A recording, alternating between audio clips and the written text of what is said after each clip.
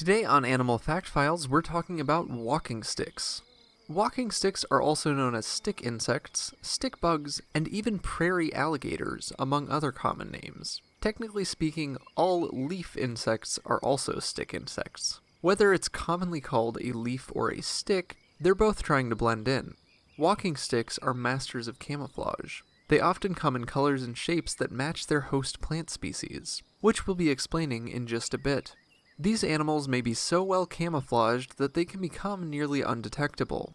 That's great news for a walking stick trying to avoid being eaten. Predators to walking sticks include birds, spiders, reptiles, and primates, though bats may be their number one predator. Walking sticks are primarily nocturnal animals, just like bats. While colors and shapes can help a walking stick hide in similar-looking foliage during the day, there's no hiding from the echolocation some bat species use in finding food. Walking sticks do, however, come with other means of defending themselves if caught by a hungry predator.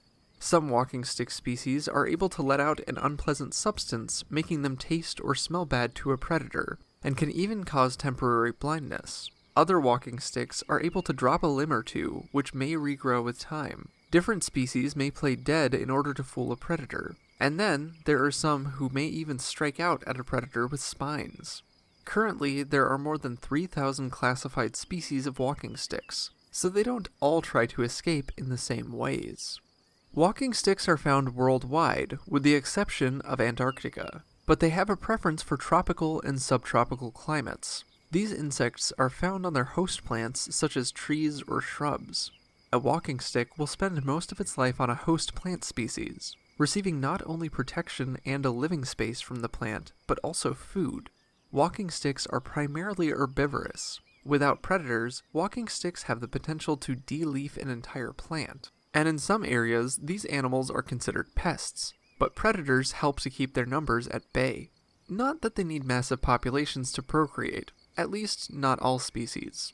In some walking stick species, all known individuals are females. Like the Komodo dragons we've discussed previously, walking sticks can reproduce via parthenogenesis, meaning males aren't necessary to make babies.